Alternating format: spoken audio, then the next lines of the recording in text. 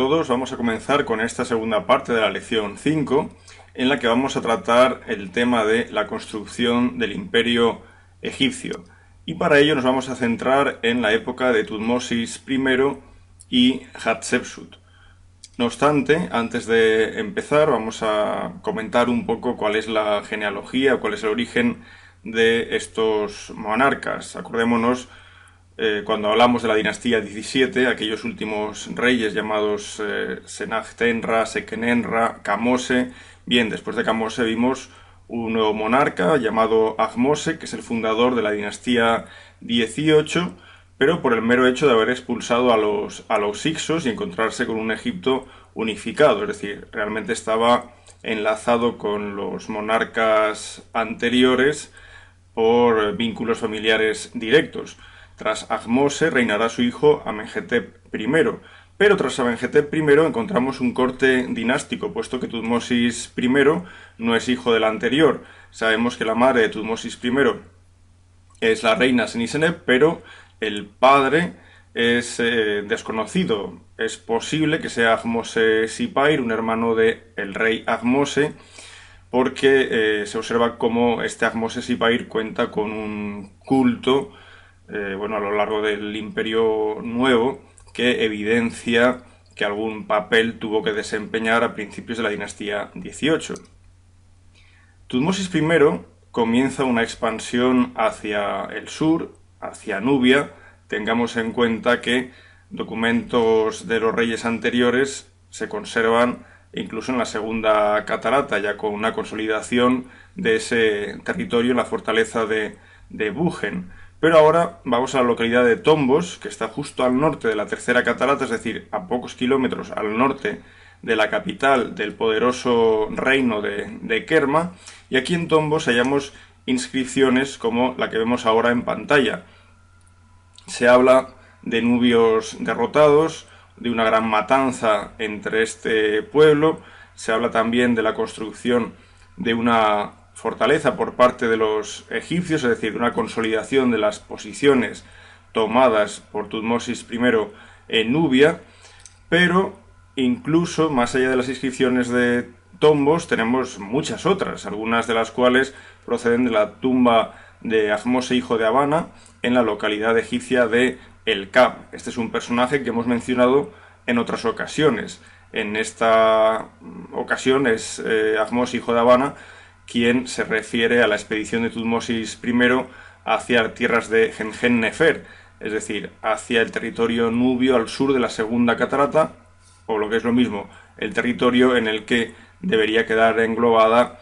la zona de Kerma también. Se habla de la lucha contra los Yuntiu y de cómo incluso un jefe de estos Yuntiu fue llevado a Tebas colgado boca abajo de la proa del barco del rey. Los Yuntiu son lo que en fuentes clásicas conocemos como trogloditas, es decir, gente que no vive en el valle del Nilo propiamente dicho, en la región nubia, sino en la parte desértica, montañosa también, al este de ese valle del Nilo. Podemos ver traducciones de textos de esta época y de principios de la dinastía 18 en la referencia que os pongo ahora en pantalla del autor James Bristed. Pero más allá de Tombos encontramos también reflejo de la actividad egipcia, actividad militar egipcia, en lugares muy lejanos. El más lejano, sin duda, lo tenemos en Kurgus. Kurgus es una localidad situada entre la cuarta y la quinta catarata del Nilo. Es el lugar más alejado hacia el sur en el que se ha hallado una inscripción de esta época. Y en Kurgus tenemos un afloramiento rocoso que, aunque no es muy alto, es de unos 30 metros de altura, destaca en la planicie de la zona.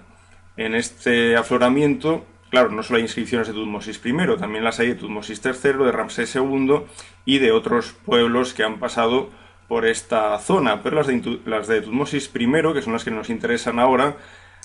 tienen gran interés. Fijémonos, por ejemplo,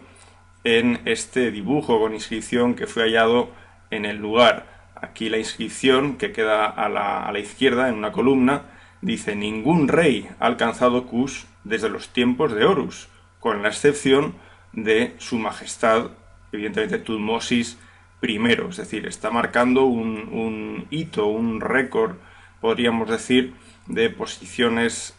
extremas hacia el sur de una expedición militar egipcia. Y por otra parte, esto nos sirve también para observar cómo en este momento inevitablemente el poder del reino de Kerma debía haber sido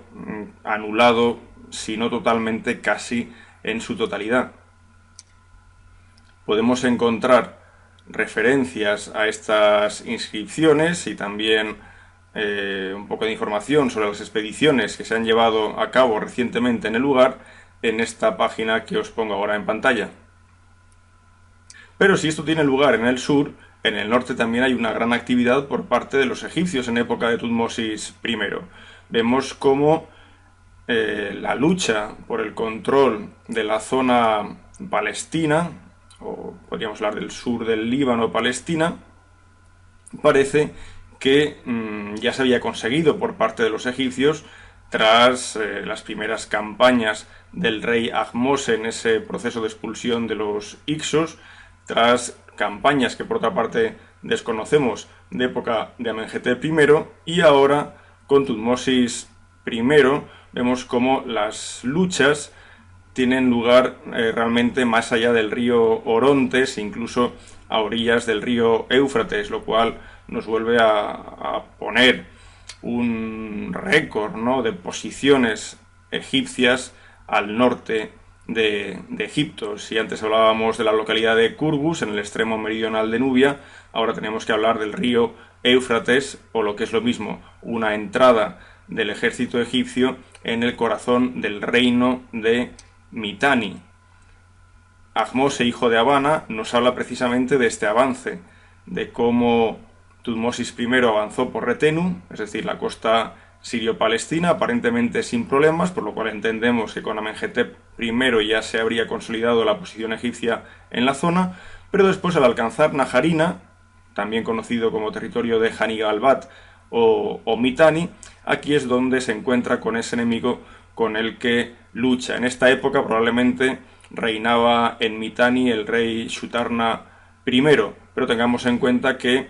Mitanni no solo era una gran potencia en la época, existen otras dos potencias, que son el país de Hatti, los hititas, y la Babilonia de la casi recién inaugurada dinastía casita. Por lo tanto, Hatti, Hanigalbat, Mitanni, Najarina, que es lo mismo, y la Babilonia casita junto a Egipto formaban las cuatro grandes potencias del momento, pero a ojos de los egipcios, desde luego, es Mitanni el enemigo a vencer. Si en la esfera militar tenemos esa actividad tanto en Nubia como en el norte de Siria, en la esfera diplomática, comercial, evidentemente tenemos que hacer referencia a los relieves e inscripciones que nos ha legado la reina Hatshepsut en su complejo funerario de Der el Bahari. Aquí hallamos referencias preciosas a una expedición comercial, diplomática egipcia realizada en el año 8-9 de reinado de esta reina, faraón, ¿no? Una de las inscripciones nos habla del problema existente en las comunicaciones entre Egipto y Punt. Nos dice cómo hasta este momento los egipcios necesitaban de intermediarios para conseguir bienes procedentes de Punt. Sin embargo, la situación iba a cambiar ahora porque Hatshepsut enviaría una flotilla de 5 naves que en total acumulaban unos 150 remeros, y vemos la imagen, hay 15 remeros por lado del barco, con lo cual entre remeros y el resto de la tripulación pues quizás estaríamos hablando de unas 300 personas tal vez. Entonces estas 5 naves se envían a el país de Punt, atracan en algún lugar del este de la costa africana, quizás Eritrea, Etiopía, Djibouti, el Cuerno de África, más o menos es donde se suele situar ese desembarco. Y aquí, con naves más pequeñas, como la que vemos en pantalla, los egipcios cargan bienes que han traído de Egipto para comerciar con ellos en el país de Punt. Aquí vemos una representación, una imagen por satélite del lugar, con indicación de la zona que podría englobar el territorio que conocemos como Punt. Hay que tener en cuenta que Punt no debe ser considerado como un país de fronteras claras, debe ser un término un tanto ambiguo, y en todo caso también hay que considerar que los bienes que traen los egipcios de Punt no tienen por qué ser originarios de ese territorio. Es decir, Punt puede actuar como un lugar